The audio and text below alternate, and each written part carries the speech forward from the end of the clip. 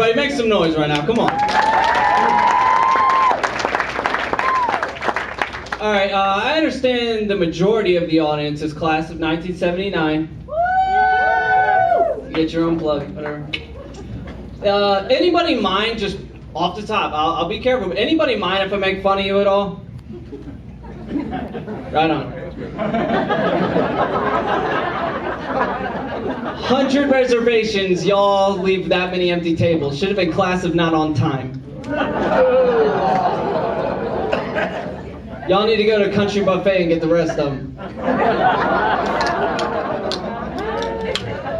Now the thing is, like I said, you said I could do it. Yeah, you'll forget.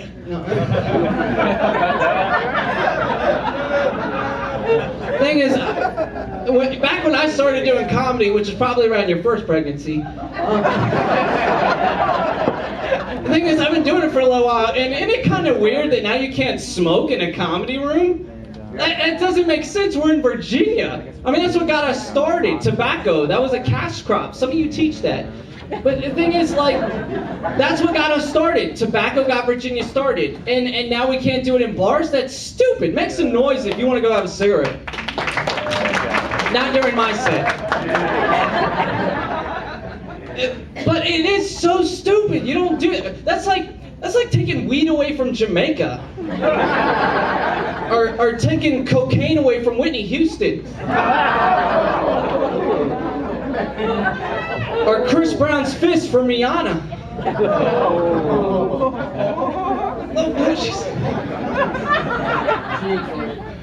In this day and age, sir, we don't care about sluts. The thing is, I've been doing comedy for a while, and the thing is, the only thing that really works for me now is coming up sober. This is one of my very few times coming up on stage sober. Give it up for that, please. The only reason why is when I've tried comedy before, it hasn't worked out with everything else I did. Like, I tried smoking weed before I went on stage, forgot all my jokes. I tried doing cocaine before I went on stage. 30 minutes worth of jokes in 30 seconds. Class of 79 knows what's up. Didn't have to finish that joke. I was like, I did cocaine. Like, that's how we met, honey. Get too close to home for some of you. Or the trailer. You said it! Also, I tried doing ecstasy before I went on stage. I think it's kind of inappropriate to tell you what I did with the mic. Now, the main thing that I did, though, my main treasure and stuff was alcohol. Any alcoholics drinking tonight? Make some noise. Give it up for ASAP. But the thing is, I mean, that was my main thing, because the other holidays didn't matter. Valentine's Day, Thanksgiving, Christmas, Dad was never there. The thing is, it's just the only holiday that matters is St. Patty's Day. Give it up for St. Patty's Day. Now the thing is, I don't remember how it started, what happened in the middle. Thought she was 16, but it may have been your daughter. But the thing is, I do remember how it ended. Okay. Any of you from this place ever heard of a place in Fredericksburg called Funland? I did not know it was legally possible to get a DUI on a go-kart. I didn't know how they could tell I was drunk, but they pulled my naked ass right out of the car. Now, I don't know how I went down in 79. I've just heard stories from my dad, but he's a liar, Mom. But the thing is, as guys, when you go to a bar, any of you ever try to just have a drink and have a one-night stand? Make some noise if you ever tried that. Someone stuck with her. The thing is that with one-night stands, as a guy, even if you didn't clap, you know this in your head. If you're trying to have a one-night stand, you only want it to be one night. And you don't want that awkwardness afterward like a kid. But, like, I found a foolproof system, and up until recently it worked flawlessly. Okay, but last week I tried it out, and this is what happened. Like, we went to the bar, did what we had to do, and we went home. I let her go to sleep because, I mean, chloroform does knock you out. But the thing is, before she wakes up, I go over to my dresser and I'll leave a bottle of herpes medication on it. And I'm like, oh, she'll see it, freak out, and leave. So she wakes up and sees it. She's like, oh my God, oh my God. And in my head, I'm like, it worked. And she looks at me and she's like, I cannot believe I took that out of my purse. Oh my God.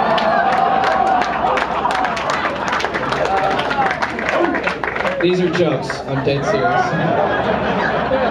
If so, half of you won't remember it. Oh, I get it. We won't remember it. Now, I got a question. I want y'all to make some noise and participate. How many ladies we have in the audience from 79? Make some noise. Ladies, make some noise. I want you all to be honest, whether it's now, before, anytime. How many of you ladies here in this room liked having sex?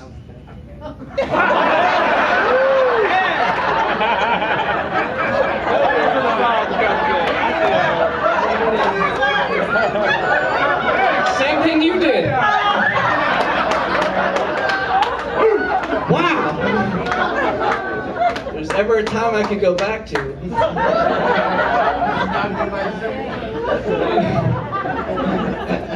You prude bitches. I feel for the guys in 79. No wonder you did cocaine.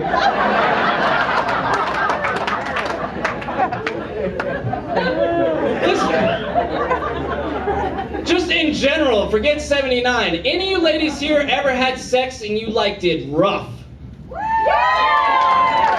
You be quiet for the sex, but when it's time for a dirty bitch to speak up, you are right there. There's like two guys at the table, it's like, don't let him fool you, man.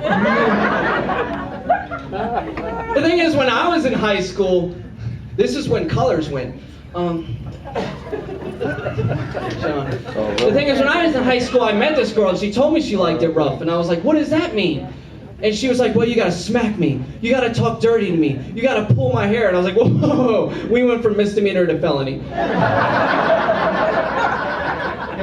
But I mean, I wanted to give it a shot, so I mean, I did what she said, and oh, fucked up. But in between these instructions, at no point did she say, wait till we're having sex. I came over to her house, I knocked on the door, she said, hey Kevin, I'm almost ready. I said, I'm good, you're almost ready, you dirty bitch! More or less her dad's fault though, because he stopped me before I could pull her hair. Now, since the women were so eager to participate, and I want to know, any of you guys just think it's, I mean, ladies can clap too, you'll probably appreciate it more, but isn't it kind of messed up what God did to guys, as in, if a guy drinks too much, he can't perform? Sometimes you're... Someone's divorced.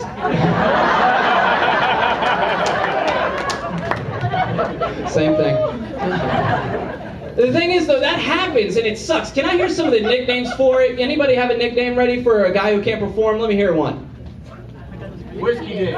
Whiskey, that happens. And it's creative, and it rhymes, and it sucks, and it just happens. And I hate that God did that to guys. I wish he would flip the roles. Give him pregnancy and this. Like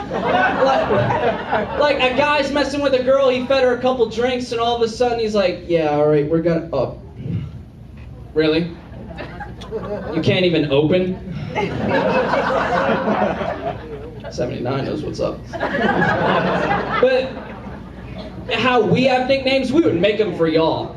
Like, we would be like, oh, don't take that girl home. Why? You fed her a couple drinks. So what? Dude, that after a couple shots, that girl gets petrified pussy. No, man, after tequila, terrified twat.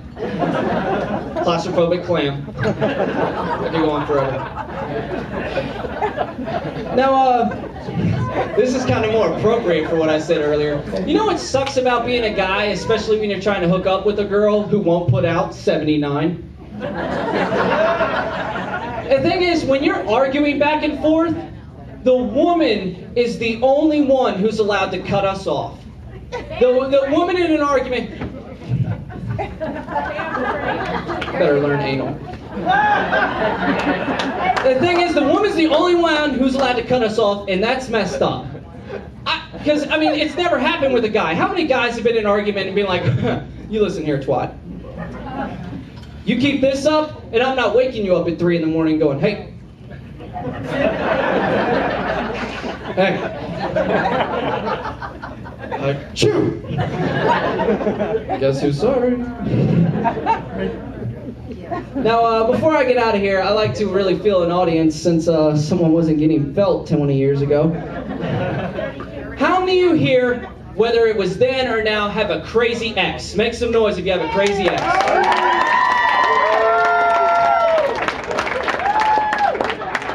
Only ones clapping are sitting at a table with them.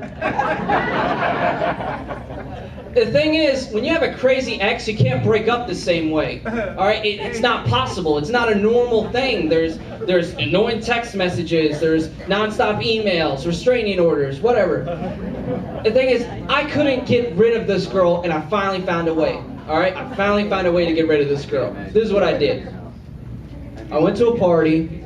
I brought her with me. Then I got drunk, and she got drunk, and on purpose, I let her catch me making out with her best friend. All right? On the upside, she doesn't call me anymore. On the downside, now her best friend John won't stop calling me. Y'all have been great. Enjoy the rest of the night. I'm Kevin. Thank you.